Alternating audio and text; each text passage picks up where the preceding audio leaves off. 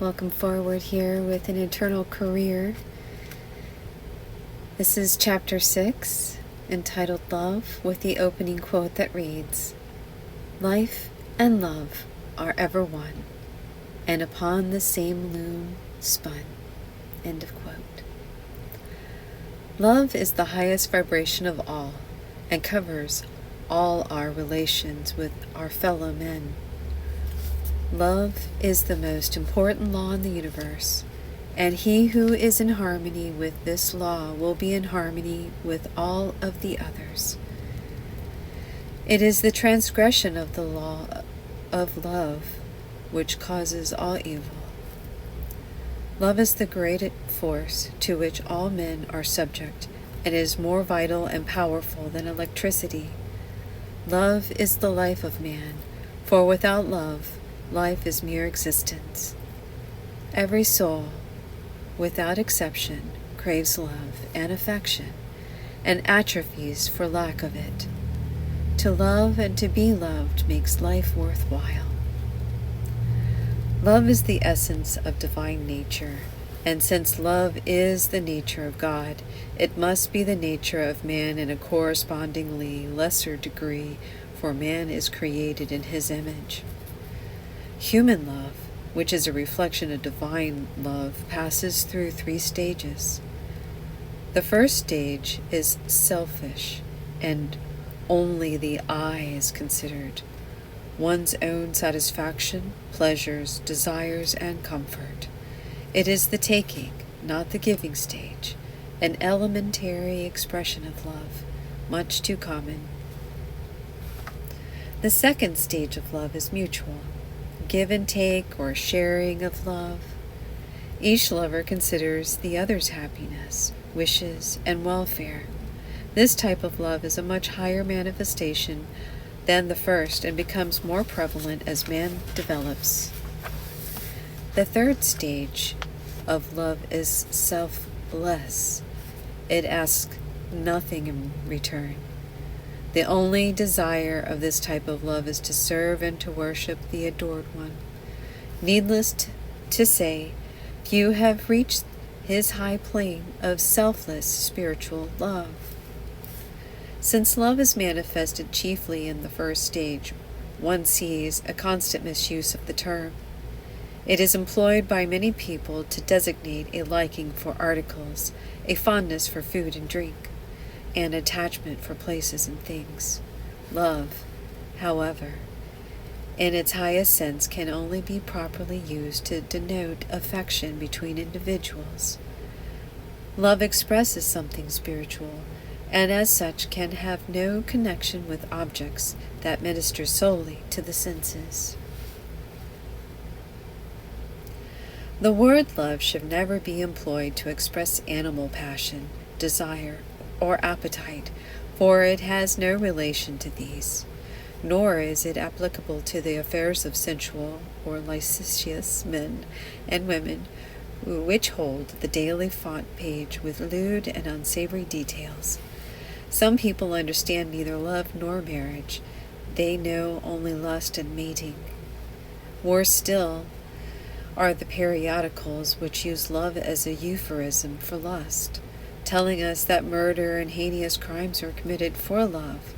There are no crimes of love, but only crimes of lust. The demons of lust and murder are twin brothers and follow each other's tracks. Nor is progressive polygamy to be confused with the pure and permanent tie of holy matrimony. People do not marry for practical considerations such as money, security, in order to advance their social or material opportunities. Those who do so sell themselves.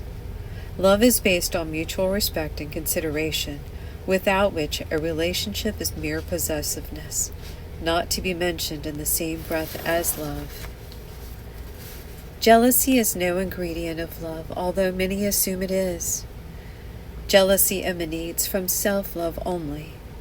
Only who truly loves has no thought of rewards. The only desire is the happiness of the beloved. Happiness is rarely possible with a selfish or jealous individual. Most Almost any vices are preferable to these, and most others are more easily overcome. Love is an intense and absorbing emotion. It draws one towards a particular person and causes one to appreciate and delight in that person and to crave that presence of the beloved. There is a desire to please and to benefit the beloved and to advance his happiness and welfare. If we love, we must give. How can I know if what is really love? The young, and many no longer young, ask often. They have been mistaken before and now wish to be certain that this time it is love, and not temporary infatuation or merely physical attraction. There is one sure test. How much will you give of yourself, and he or she for you? Love never counts the cost. Many Anthonys and Cleopatras have considered the world well lost for love. Many people are so doggedly with their affections and then complain that they are not loved. Whose is the fault? The unloved and unloving individuals. Love begets love, and love attracts love.